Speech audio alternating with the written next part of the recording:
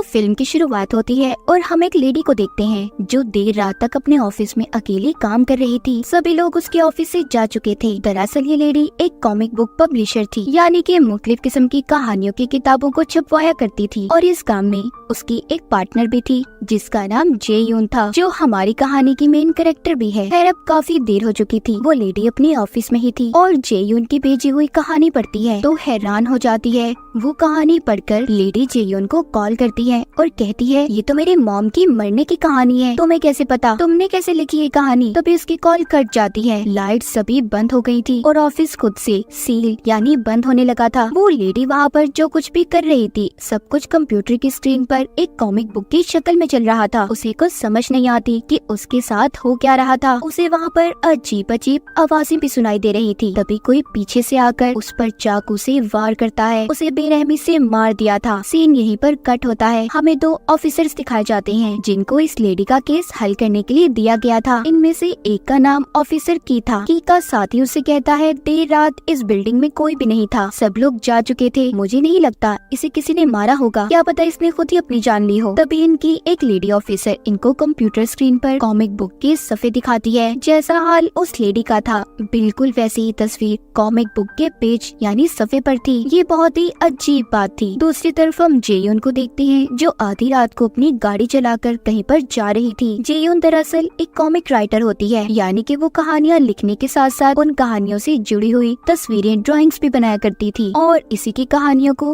वो lady publish किया करती थी। अब जब ये अपने घर जा रही थी तो अचानक से एक छोटी बच्ची इसकी गाड़ी के आगे आ जाती है। जेयून ने जल्दी से ब्रेक लगा दी थी। अब वो छोटी बच्ची उसके पास आती है और कहती है, क्या आप मुझे मेरे घर पर छोड़ देंगी, मेरा घर यही पास में है। जेयून ने भी उसे अपनी गाड़ी में बिठा लिया था। जाते हुए वो उससे सवाल करती है, अच्छा ये बताओ तुम्हारा नाम क्या है और तुम कितने साल की हो। वो छोटी बच्ची जेयून को अपना नाम बताती है और साथ ही ये भी कहती है कि मेरी उम्र 16 साल है। जेयून कहती है, अच्छा मगर लगती तो तुम सिर्फ 10 साल की हो। जिस पर वो बच्ची जवाब देती है कि 10 साल की तो मैं तब थी जब मेरी मौत हुई थी। जेयून के सुनकर हैरान हो जाती है और डर भी गई थी। जब वो उस छोटी बच्ची की तरफ देखती है तो वो उसकी गाड़ी से गायब थी। वो डरकर गाड़ी से बाहर आ जाती है। तभी किसी ने उसके हाथ को जोर से पकड़ लिया था। वो डरकर दोबारा अपनी गाड़ी में बैठ गई थी। तभी उसे अपनी गाड़ी के सामने उस छोटी बच्ची की आत्मा नजर आती है जो खून से भरी हुई थी। कुछ देर के बाद हमें दिखाया जाता है कि जेयून कहीं और ही थी। अब उसे ऐसा लगता है कि शायद ये सब उसकी इमेजिनेशंस, उसके ख्यालात हैं। मगर जब वो अपने हाथ पर निशान को देखती है तो उसे सब कुछ अजीब लगता है। इसके बाद वो अपनी एक डॉक्टर के पास जाती है। उन्हें बताती है कि उसके साथ कुछ दिन से सब कुछ अजीब हो रहा है। उसे या तो अजीब सपने आते हैं या फिर ख्यालात। मैं जब उन सपनों या ख्यालों से बाहर आती हूँ तो अलग ही दुनिया में होती हूँ, एक अलग जगह पर, और मुझे अपने जिस्म पर भी निशान मिलते हैं। डॉक्टर जेयून को बताती है कि ऐसा अक्सर बहुत से लोगों के साथ होता है, ये एक बीमारी भी हो सकती है। मुझे लगता है तुम्हारी असल दुनिया और सपनों की दुनिया में तकरार है जिस वजह से तुम्हारे साथ ये सब कुछ हो रहा है। उधर लैब में उस लेडी की लाश को डॉक्टर चेक कर रहे थे जो ऑफिस में मरी थी। डॉक्टर ऑफिसर की को बताते हैं, मुझे तो लगता है इस लेडी ने अपनी जान खुद ली है क्योंकि चाकू पर भी इसी की उंगलियों के निशान हैं और उस वक्त ऑफिस में इसके अलावा कोई और था भी नहीं। मगर ऑफिसर की इस बात को मानने से मना कर देता है और कहता है ऐसा नहीं हो सकता क्योंकि इतनी बेरहमी से कोई खुद को भला क्यों मारेगा। जिसके बाद अपने ऑफिस में ऑफिसर की जेयून की कॉमिक बुक को पढ़ रहा था जिसका एंड आखिरी हिस्सा पढ़कर वो डर जाता है। तभी उसका साथी कहता है कि तुम मान क्यों नहीं लेते, उस लेडी ने अपनी जान खुद ली थी, हमें इस केस को बंद कर देना चाहिए। मगर ऑफिसर की इस बात को मानने से इनकार कर देता है। उसे ऐसा कुछ नहीं लग रहा था, वो इस केस की तह तक जाना चाहता था। इधर जेयून जब अपने घर में सो रही थी तभी उसकी दरवाजे की बेल बजती है। जब ये जाकर देखती है तो उधर वही इसकी पार्टनर लेडी पब्लिशर खड़ी थी जिसकी ऑफिस में मौत हो गई थी। मगर इस बारे में जेयून को अभी तक कुछ भी नहीं पता था, इसीलिए वो उसे अंदर आने का कहती है। जब वो दोबारा उसकी तरफ देखती है तो उसका जिस्म खून से भरा हुआ था। ये देखकर जेयून डर जाती है और उठ गई थी, मतलब ये भी उसका एक सपना ख्वाब था। तभी उससे मिलने ऑफिसर की और उसका साथी आते हैं जो उसको अब उस लेडी की मौत के बारे में बता रहे थे। कहती है कि इसने अपनी जान खुद ली है और इसकी लाश ऐसी हालत में पाई गई जैसा कैरेक्टर कार्टून तुमने अपनी कॉमिक बुक में बनाया था। वो पूछते हैं क्या तुमने इस कॉमिक बुक को किसी और को भी भेजा था। कहती है नहीं, पहले मेरी पब्लिशर जो मर गई है, जिसके बारे में आप लोग मुझे बता रहे हैं, वो इस कॉमिक बुक को देखती है। फिर आगे किसी और को भेजा जाता है। वो कहते हैं कि आखिरी कॉल उसने तुम्हें की थी। जीयून कहती है नहीं, ऐसा नहीं हो सकता, मैंने तो उसे कॉमिक बेचकर अपना फोन बंद कर दिया था। इसके बाद हमें एक आदमी सन को दिखाया जाता है जो जली हुई लाशों को उठाने का काम किया करता था। अभी भी वो यही काम करने अपने साथी के साथ जा रहा था, मगर उसके साथी को एक काम पड़ जाता है, तो इसीलिए अब सन को अकेले ही जाना पड़ता है। अब जब वो उस जगह पर पहुंच गया था और अपने बैग से कुछ ढूंढ रहा था, तभी वहाँ की लाइट्स जलने बुझने लगी थी और जो वहाँ पर जली हुई लाश थी उसकी पोजीशन भी बदल जाती है। उसे अपने साथी का टैप मिलता है जिसमें वही कॉमिक चल रही थी जो सन के साथ आज से 5 साल पहले हुआ था। दरअसल उसकी बीवी बहुत बीमार थी,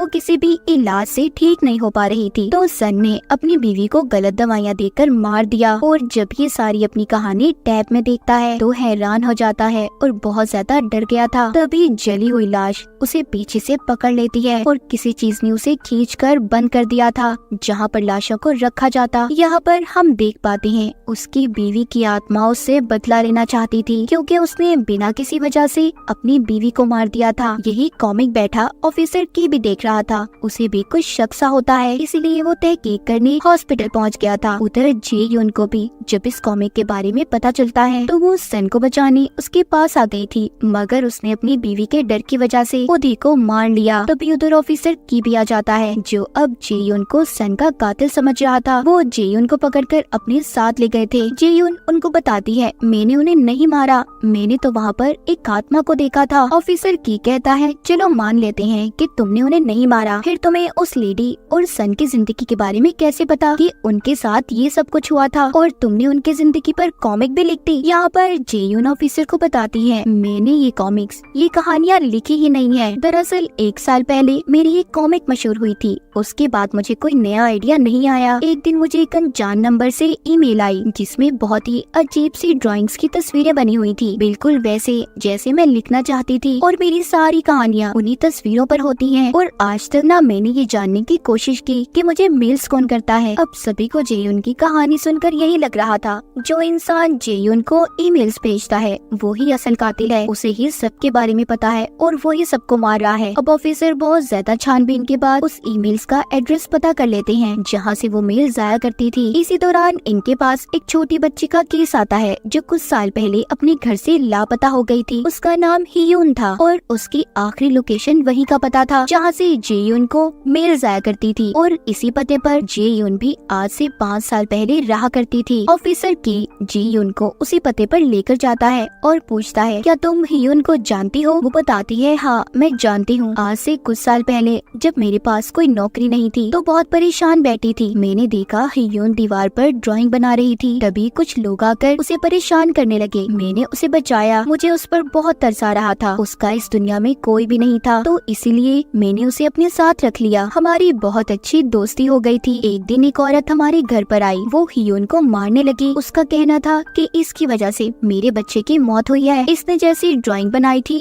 बिल्कुल वैसे ही मेरे बच्चे की मौत हुई है। हमारे मकान मालिक ने भी हमें घर छोड़ने की धमकी दी, मैंने सबको बहुत समझाया कि हियून ने कुछ नहीं किया। जब एक दिन मैं अपना मुकाबला जीतकर घर आई तो मैंने देखा हमारे घर को किसी ने आग लगा दी है, फिर उसके बाद मैंने हियून को कभी नहीं देखा।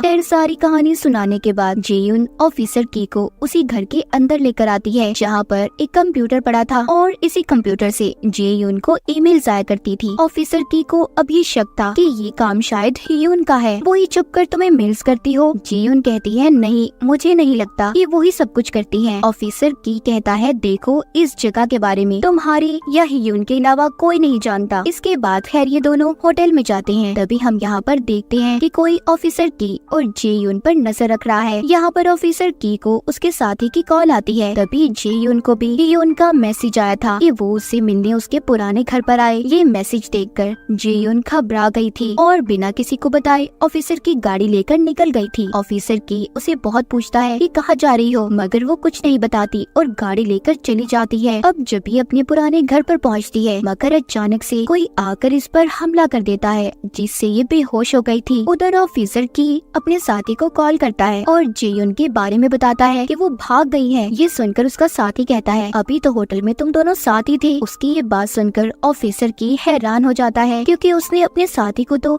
ये बताया ही नहीं था कि वो दोनों होटल में भी गए थे। अब इसीलिए ऑफिसर की उसकी लोकेशन से अपने साथी का पीछा करता है और यहाँ पर हमें ये बात पता चलती है कि हियुन बनकर जेयुन को मैसेज ऑफिसर की के साथी ने किया था और उसे बेहोश भी। अब जेयुन ऑफिसर की के साथी के कब्जे में थी। वो उसे अगवा करके एक जगह पर ले आया था और उससे पूछता है कि मुझे बताओ हियुन कहाँ पर है जो इन कॉमिक्स में तुम्हारा साथ देती है। यहाँ पर वो उसे एक छोटी बच्ची की तस्वीर दिखाकर पूछता है इसे तुम और तुम्हारी साथी हियुन ने ही बनाया है ना, बताओ मुझे वो कहाँ पर है। दरअसल ऑफिसर की के साथी के साथ कुछ साल पहले एक हादसा हुआ था जब उसने पुलिस की नौकरी के लिए अप्लाई किया और उस वक्त वो एक लड़की को भी पसंद करता था जिससे वो शादी करने वाला था। मगर एक दिन जब बहुत तेज बारिश हो रही थी और वो अपने घर जा रहा था तो एक छोटी बच्ची उसकी गाड़ी के आगे आ जाती है और बहुत बुरा एक्सीडेंट हो गया था जिसको वो बचाना तो चाहता था मगर सोचता है कि अगर मैंने इसे बचा लिया तो मैं फंस जाऊंगा और पुलिस की नौकरी भी नहीं मिलेगी और ना ही मेरी शादी होगी। ये सोचकर वो उस बच्ची को नहीं बचाता और मरने देता है। ये वही बच्ची थी जो जेयुन को कहानी के शुरू में मिली थी, यानी कि उस बच्चे की आत्मा। और इसी वजह से ऑफिसर के का साथी जेयुन को मारना चाहता था क्योंकि उसे ऐसा लग रहा था कि उसके राज का इसे पता चल गया है। जैसे औरों की जिंदगी की कहानी सामने आई इस तरह उसका राज भी सामने आ जाएगा। अब जैसे ही वो जेयुन को मारने वाला था तभी उस जगह की लाइट्स बंद हो जाती हैं और अब उस बच्ची की आत्मा उनके सामने आ गई थी। तभी यहाँ पर ऑफिसर की भी पहुँच जाता है जो जेयुन को बेहोश देखता है और साथ ही वो देखता है कि उसके साथी ने अपने सर पर गन रखी हुई है। वो उसे समझाता है ऐसा मत कर, गन मुझे दे दो। उसका साथी कहता है मैं ऐसा नहीं करना चाहता। उस बच्ची की आत्मा जो मुझसे ये सब करवा रही है मुझसे बदला लेना चाहती है। तभी वो गन चल जाती है।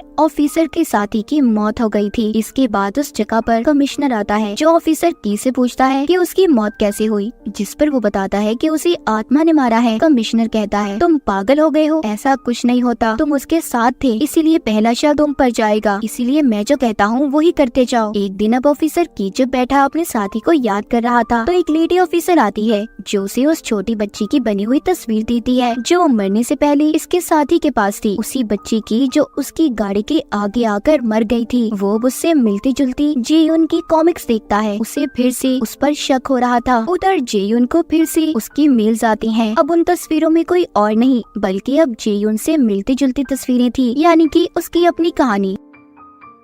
अब यहाँ पर हमें जेयुन और हियुन की कहानी दिखाई जाती है। जब हियुन छोटी थी तो अजीब किस्म का बर्ताव किया करती और साथ ही ड्राइंग्स भी बनाती थी। उसके डैड ने उसे अपने घर से निकाल दिया ये कहकर कि वो उसे उसकी मॉम की याद दिलाती है। हम यहाँ पर देख पाते हैं कि हियुन के डैड कोई और नहीं बल्कि मिस्टर सन था जिसने अपनी बीवी को खुद मारा था। फिर हियुन ने जेयुन को बताया जब से मैं अपने माँ बाप से अलग हुई हूँ तब से मैं मरे हुए लोगों को सुन सकती हूँ और वो आकर मुझे अपनी कहानियाँ सुनाते हैं। फिर न जाने मुझे क्या हो जाता है, मैं ना चाहते हुए भी ड्राइंग्स बनाने लग जाती हूँ। तभी ये सब जानने के बाद जेयुन को आइडिया आता है। वो उसकी बनाई हुई ड्राइंग्स को इस्तेमाल करने लगी। अपने नाम से वो उसे पब्लिश करवा लिया करती थी और एक बहुत अच्छी कॉमिक राइटर बन गई। एक दिन हियुन को जब इन सब बातों के बारे में पता चला तो उसने जेयुन से पूछा कि तुम मेरी ड्राइंग्स का गलत इस्तेमाल कर रही हो। वो कहती है ये सारी कहानियाँ आत्माओं की हैं, इन्हें छपवाना पब्लिश करना अच्छी बात नहीं है, वो आत्माएं लोगों को मारेंगी। जेयुन कहती है हमें क्या लेना देना, हमारा तो फायदा है ना इन बातों में। हियुन जान चुकी थी कि जेयुन के दिल में अब लालच आ गई है, वो जल्दी कामयाब होना चाहती है। उसने घर को आग लगा दी और जेयुन को अपने ड्राइंग्स ले जाने से मना करती है। तभी उनके बीच में बहुत लड़ाई हो रही थी। इसी बीच जेयुन ने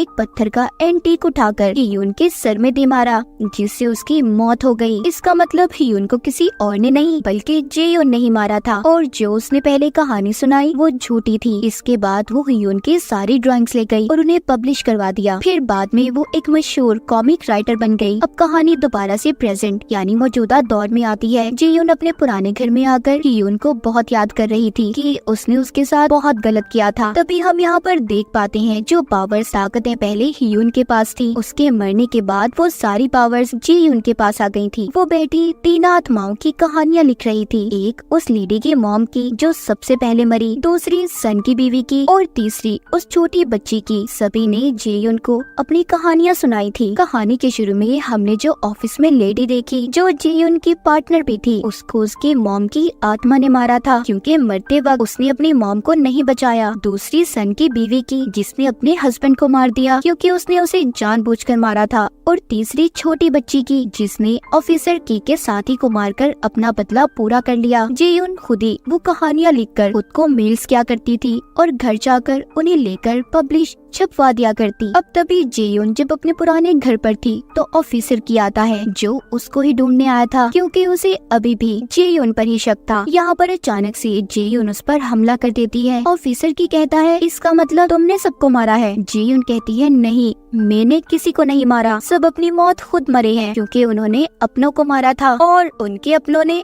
उन्हें मारकर सब अपना बदला पूरा किया। मैं तो सिर्फ उनकी कहानियाँ लिखती हूँ। और ऑफिसर की तुम कौन सा ठीक हो जो मुझ पर इल्जाम लगा रहे हो। तभी दीवार पर कॉमिक के सफ़े बनने लगे थे। यहाँ पर भी हमें इस कहानी में एक और बात पता चलती है। जब ऑफिसर की का साथी खुद को मारने की कोशिश कर रहा था तब इसने अपने साथी के हाथ से गन को ले लिया और उसे शांत होने का कहा। तभी अचानक से ऑफिसर की के हाथों से गोली चल गई और उसके साथी की मौत हो गई। फिर उसने उसकी गन को साफ करके उसके हाथ में रख दिया ताकि सबको यही लगे कि उसने अपने आप को खुद मारा है। अब यहाँ पर जो नई कहानियाँ बनने लगी थी, अब बारी ऑफिसर की थी। उसके साथी की आत्मा उससे बदला लेने आई थी। वो उस पर कंट्रोल करके गन को चलवा देता है जिससे ऑफिसर की भी मौत हो गई थी। हम जेयुन को देखते हैं जो चुपचाप अपने पुराने घर से बाहर आ जाती है। अब क्या मरने वाले लोगों की कहानियाँ जेयुन ऐसे ही लिखती रहेगी और क्या वो लोग आकर अपने कातिलों से अपना बदला लेंगे। और इसी के साथ इस फिल्म की कहानी यहीं पर खत्म हो जाती है।